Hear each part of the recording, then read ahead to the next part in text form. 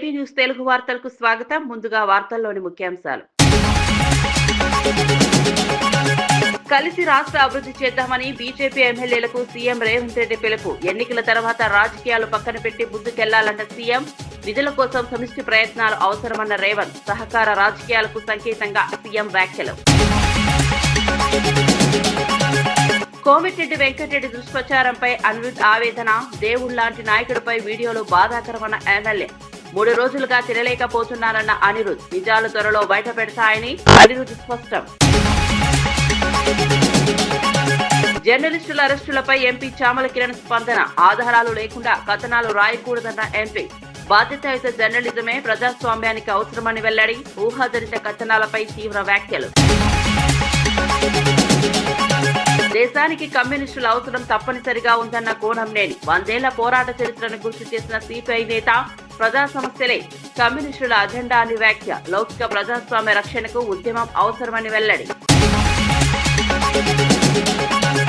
అణుకు గిరిజన గ్రామంలో హోంమంత్రి అనిత పర్యటన. గ్రామస్తులతో కలిసి సంక్రాంతి వేడుకల్లో పాల్గొన్న మంత్రి. గిరిజన గ్రామాల అభివృద్ధికి కట్టుబాటన్న అనిత. గ్రామస్తుల్లో ఉత్సాహం నింపిన మంత్రి పర్యటన.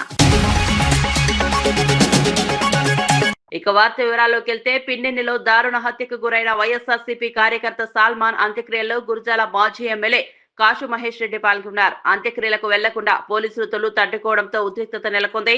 తాను కార్యకర్త అంత్యక్రియలకు తప్పకుండా హాజరు కావాల్సిందేనంటూ కాసు మహేష్ రెడ్డి రోడ్డుపై బైఠాయించి నిరసనకు దిగారు. కార్యకర్త కుటుంబానికి అండగా నిలవడం తన బాధ్యత అని ఆయన స్పష్టం చేశారు. పరిస్థితిని గమనించిన పోలీసులు చివరకు వెనక్కు తగ్గారు. దీంతో వైఎస్ఆర్సీపీ నేతలు గ్రామంలోకి వెళ్లి అంత్యక్రియల్లో పాల్గొన్నారు. కష్ట సమయంలో పార్టీ కార్యకర్త కుటుంబానికి అండగా నిలిచిన నాయకత్వంపై పార్టీ శ్రేణులు అభినందనలు తెలిపారు. ఈ ఘటన ప్రాంతంలో రాజకీయంగా చర్చనీయాంశంగా మారింది. ప్రజాస్వామ్యంలో అంత్యక్రియలకు హాజరు కావడాన్ని అడ్డుకోవడం తగదని పలువురు వ్యాఖ్యానించారు.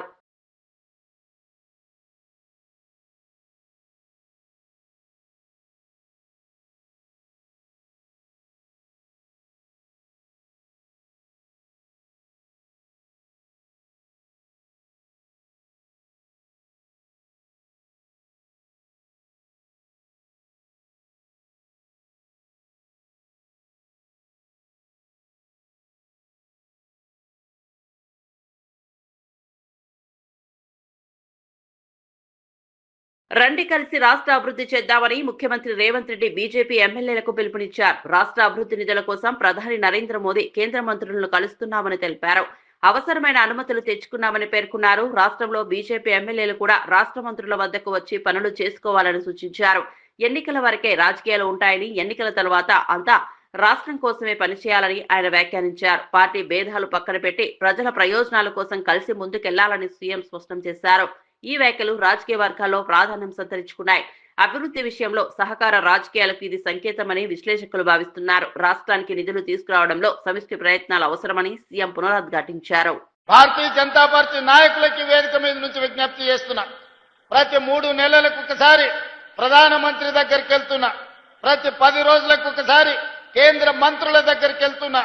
ఢిల్లీ నుంచి రావాల్సిన అనుమతులు, తేవాల్సిన నిధుల కోసం కేంద్ర ప్రభుత్వంలో ఉన్న పెద్దల్ని మేమెట్లయితే కలుస్తున్నామో రాష్ట్ర ప్రభుత్వానికి కాంగ్రెస్ పార్టీ మేమందరం బాధ్యత వహిస్తుండొచ్చు. మీరు రాండి, నిస్సందేహంగా మీకేం కావాలనో నిధుల గురించి చెప్పండి. తప్పకుండా చేయగలిగింది చేస్తాం. దీంట్లో రాజకీయాలు లేవు. మన ప్రాంతాన్ని అభివృద్ధి చేసుకోవాలి. మన మీద విశ్వాసం ఉంచి మనకు ఓట్లేసిన ప్రజలకు మేలు జరగాలి అనంటే ఎమ్మెల్యేలు, ఎంపీలు ఆ ప్రాంతానికి సంబంధించిన సమస్యల్ని ప్రభుత్వం దృష్టికి తీసుకురావాలి. చాలా మంది అంటుంటారు నరేంద్ర మోడీ గారిని పదే పదే రేవంత్ రెడ్డి గారు కలుస్తుంటారని. నరేంద్ర మోడీ గారు నాకు బంధువేం కాదు. నరేంద్ర మోడీ గారితో నాకు చుట్టరికమేం లేదు. కానీ వారి దేశానికి ప్రధానమంత్రి అనుమతిస్తేనే ఎయిర్పోర్ట్ వస్తుంది, పెద్ద పెద్ద పరిశ్రమలు వస్తాయి, మనకు నిధులు వస్తాయి. ఇవాళ మనం తుమ్మిడేటి దగ్గర ప్రాజెక్టు కట్టాలి అనంటే మహారాష్ట్ర నుంచి కొన్ని అనుమతులు తీసుకోవాలి. మహారాష్ట్రలో భారతీయ జనతా పార్టీ అధికారంలో ఉంది. ఒకవేళ ముఖ్యమంత్రి గారు మనం అడిగితే, ఒకవేళ ఏదైనా ఆలోచన చేస్తే, నరేంద్ర మోడీ గారు ఒక మాట చెప్తే, అమిత్ షా గారు ఒక మాట చెప్తే మన ప్రాంతానికి మేలు జరుగుద్ది. ప్రజల కోసం, ప్రాంత అభివృద్ధి కోసం ఈ ప్రాంత నిరుద్యోగ యువకులకు ఉద్యోగ ఉపాధి కోసం ఎవరినైనా కలవడానికి ఒక్క క్షణం కూడా ఆలోచన చెయ్యను. నేను పైరవీల కోసం పోను. పర్సనల్ ఎజెండా నా దగ్గర లేదు.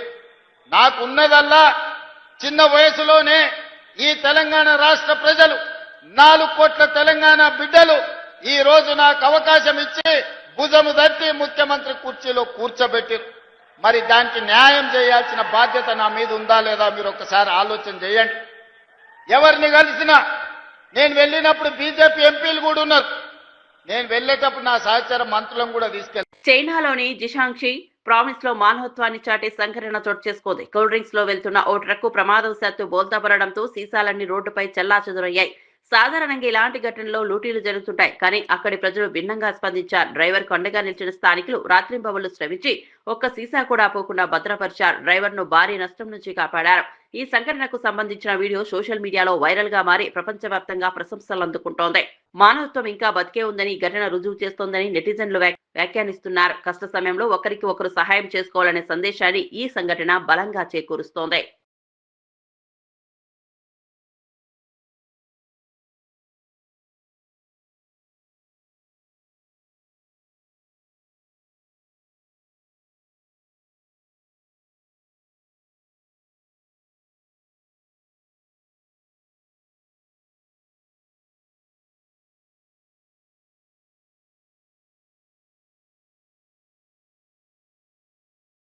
భారత నౌకాదళం రూపొందించిన చెక్క ఓడ Indian navy INSV count India 17 రోజుల సముద్ర ప్రయాణం తర్వాత మస్కట్, ఒమన్ చేరుకుంది. మేకలు లేకుండా ప్రాచీన పద్ధతిలో నిర్మించిన ఈ నౌకకు అక్కడ ఘన స్వాగతం లభించింది. 5వ శతాబ్దపు అజంతా చిత్రాల నమూనాతో ఈ ఓడను రూపొందించారు. భారత్, ఒమన్ మధ్య ఉన్న 5,000 ఏళ్ల పురాతన నావిక సంబంధాలను పునరుద్ధరించడమే ఈ యాత్ర లక్ష్యంగా అధికారులు తెలిపారు. ఈ ప్రయాణం భారత సముద్ర వారసత్వాన్ని ప్రపంచానికి చాటిందని నౌకాదళ అధికారులు పేర్కొన్నారు. ప్రాచీన కాలంలో భారత నావికులు సాగించిన సముద్ర వాణిజ్యానికి ఇది సజీవ సాక్ష్యంగా నిలుస్తోంది. ఈ ఓడ ప్రయాణం చరిత్ర, సంస్కృతి పరంగా విశేష ప్రాధాన్యం సంతరించుకుంది.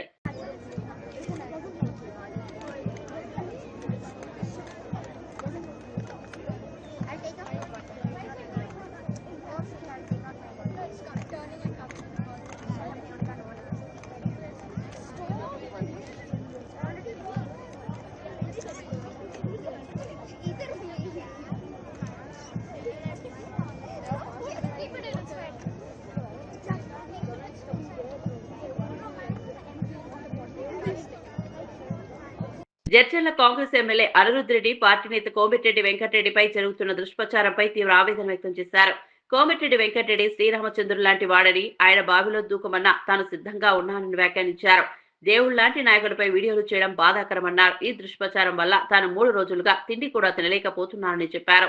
ఈ అంశంపై విచారణ జరుగుతోందని, త్వరలోనే నిజాలు బయటకొస్తాయని స్పష్టం చేశారు.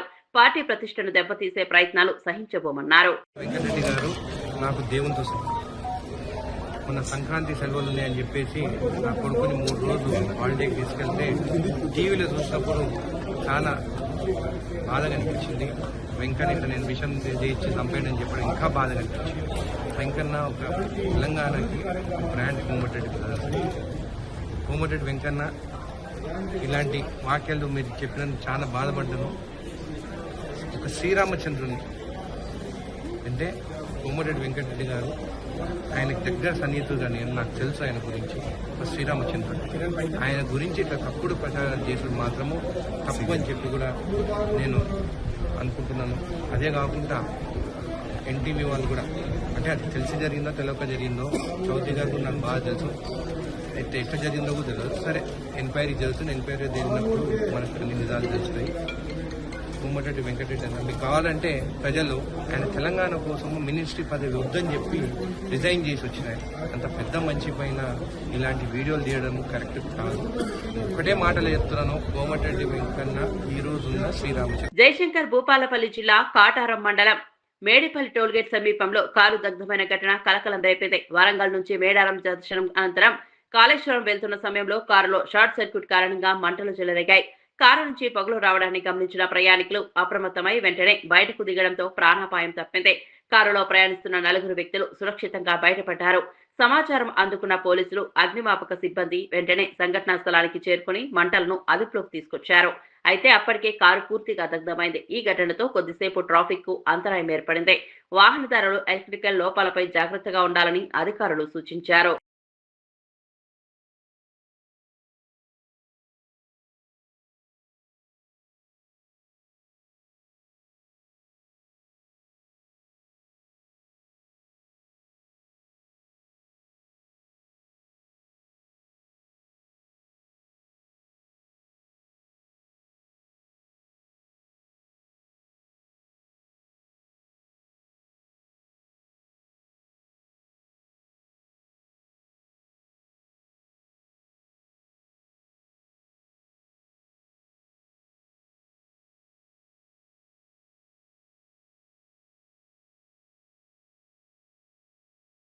భువనగిరి కాంగ్రెస్ ఎంపీ చావల కిరణ్ కుమార్ రెడ్డి జర్నలిస్టుల అరెస్టులపై స్పందించారు. ఒకప్పుడు సంపూర్ణ ఆధారాలతో మీడియా కథనాలు వచ్చేవని ఇప్పుడు కొందరు ఊహాజనిత కథనాలు రాస్తున్నారని వ్యాఖ్యానించారు. అలాంటి కథనాల వల్ల ప్రజాప్రతినిధులు, అధికారులు ఇబ్బందులు ఎదుర్కొంటున్నారని తెలిపారు.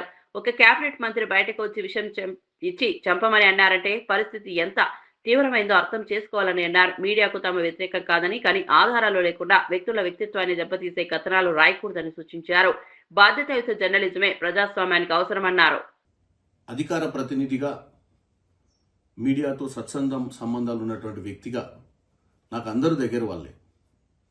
ఈ కథనం వచ్చుడే ఒక బాధాకరమైన విషయం, తర్వాత ఈ అరెస్టులు కూడా అంతకంటే ఎక్కువ బాధాకరమైన విషయం.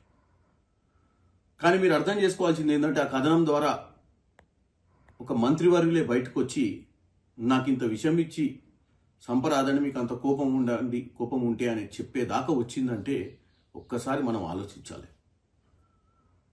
ఒకప్పుడు జర్నలిజంలో సంపూర్ణమైనటువంటి సాక్ష్యాధారాలతోటి కథనాలు కానీ వార్తలు కానీ రాసేవారు.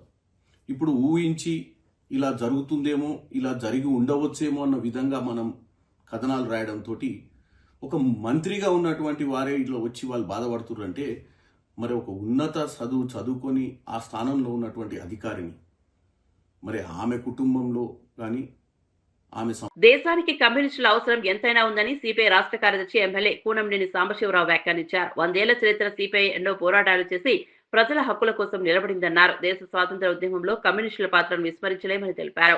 కార్మికులు, రైతులు, పేదల సమస్యలపై కమ్యూనిస్టులు ఎప్పుడూ ముందుండి పోరాటం చేస్తామని గుర్తు చేశారు. మారుతున్న రాజకీయ పరిస్థితుల్లో కూడా ప్రజా సమస్యలే తమ అజెండా అని స్పష్టం చేశారు. ప్రజాస్వామ్యాన్ని, లౌకిక విలువలను కాపాడేందుకు కమ్యూనిస్టు ఉద్యమం అవసరమని ఆయన అభిప్రాయపడ్డారు. రక్షణ వ్యవస్థ అయిపోయేది, సింగరేణి కోల్ సెక్టార్ అయిపోయేది, టోటల్గా మొత్తాన్ని అయినా కూడా వాళ్ళు తీసుకొస్తున్నారు. విదేశీ పెట్టుబడులతో విదేశస్తులను ఆహ్వానిస్తూ ఉన్నారు. మరి వీటన్నిటిని ఎదుర్కొనే వాళ్ళు ఎవరు?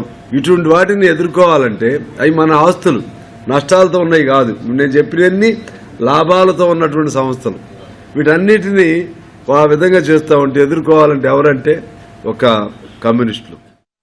అనకాపల్లి జిల్లా కోటగురొట్ల మండలం అనుకు గ్రామంలో హోంమంత్రి అనిత వంగలపూడి పర్యటించారు. సంక్రాంతి వేడుకల్లో భాగంగా కుటుంబ సమేతంగా పరదేశమ్మ తల్లిని దర్శించుకున్నారు. గ్రామస్తులతో కలిసి పండుగ వాతావరణంలో పాల్గొని వారి సమస్యలను అడిగి తెలుసుకున్నారు.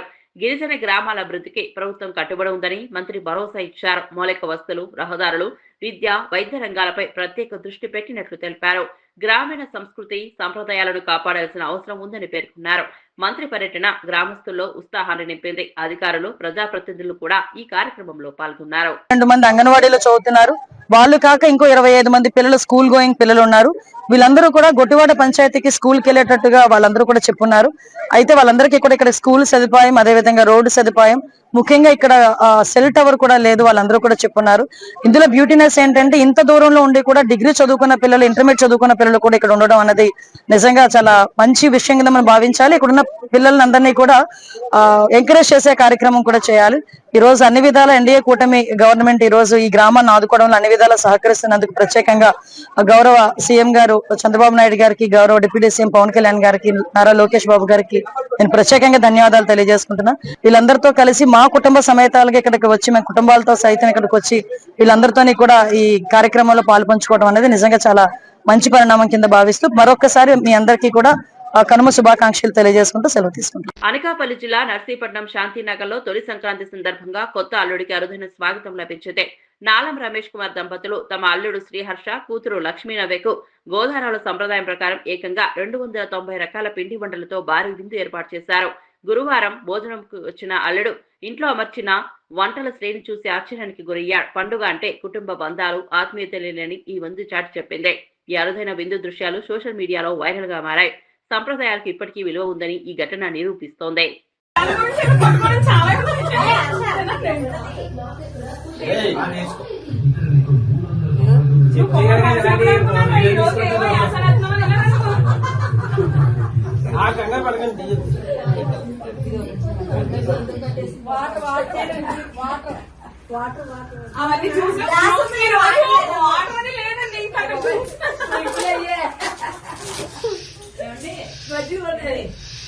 తాడిపత్రి టీడీపీ నేత జేసీ ప్రభాకర్ రెడ్డి సవాల్ను స్వీకరిస్తున్నట్టు మాజీ ఎమ్మెల్యే కేతిరెడ్డి పెద్దిరెడ్డి ప్రకటించారు.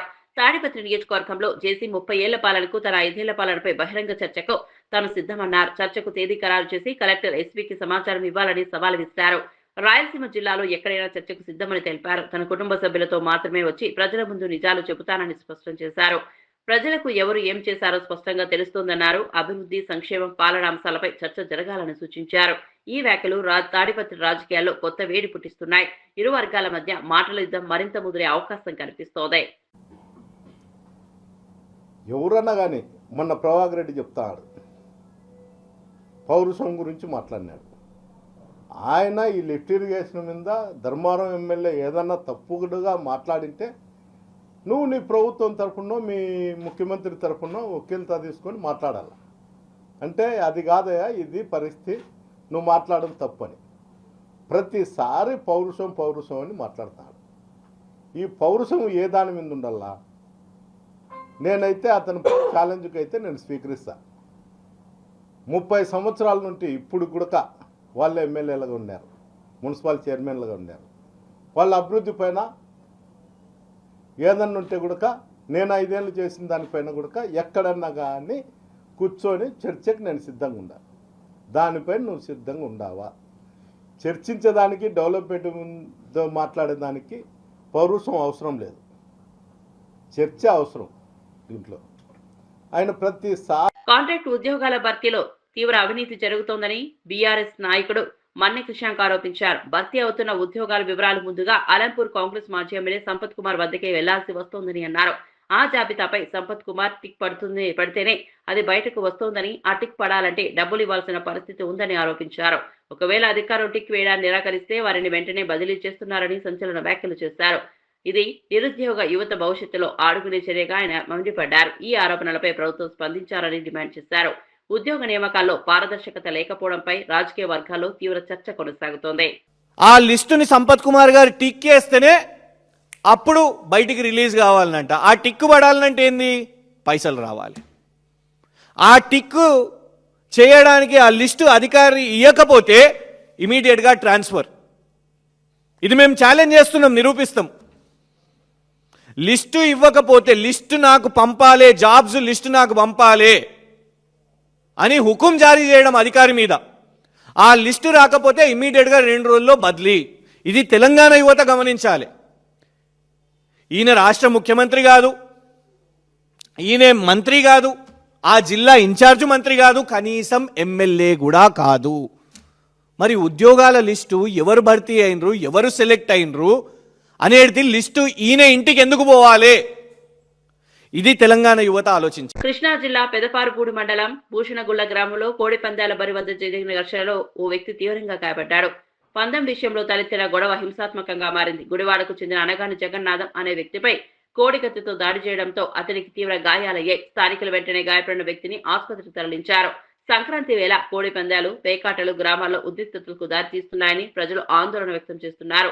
ఇలాంటి అక్రమ కార్యకలాపాలపై కఠిన చర్యలు తీసుకోవాలని పోలీసులు కోరుతున్నారు. ఘటనపై పోలీసులు కేసు నమోదు చేసి దర్యాప్తు ప్రారంభించారు. పండుగల సమయంలో శాంతి భద్రతలు కాపాడాల్సిన అవసరం ఉందని అధికారులు హెచ్చరిస్తున్నారు. వంగన్నవాడిని వచ్చి వెనక నుంచి బ్లడ్ తో పోసాడు. మొత్తం ఇదంతా తెగిపోయింది. ఎగాడు పారిపోయాడు సార్, ఏమైందో తెలియదు. ఎగాడు మేము గబగబా కండవ చుట్టి బ్లడ్ కారిపోతుంటే హాస్పిటల్ తీసుకొచ్చాం సార్. గత ప్రభుత్వం హయాంలో ఇసుక మాఫియా ద్వారా కోట్ల రూపాయలు కొల్లగొట్టారని మంత్రి వివేక్ వెంకటస్వామి తీవ్ర ఆరోపణలు చేశారు. మంచిర్యాల జిల్లా చెన్నూరులో పలు అభివృద్ధి పనులకు శంకుస్థాపన చేసిన సందర్భంగా ఆయన మాట్లాడారు.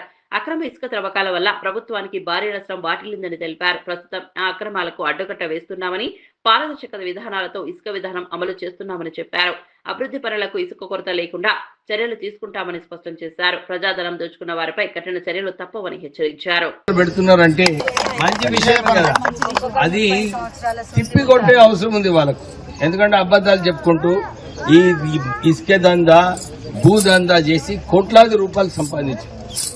నిన్న ఒక వ్యక్తి క్యాల్కులేట్ చేసిండు అనమాట, సంవత్సరానికి 50 నుంచి 60 కోట్ల రూపాయలు ఇసుక దందాల వాళ్ళు అందరూ కూడా సంపాదించారు.